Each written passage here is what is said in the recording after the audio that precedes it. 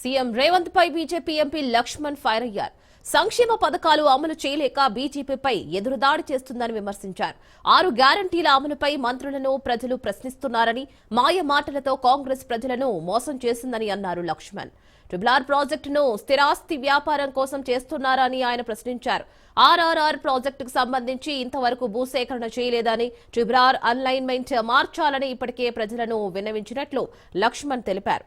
రాష్ట్ర ప్రయోజనాల కోసం కేంద్రం అధికంగా సాయం చేస్తుందని కూడా వెల్లడించారు.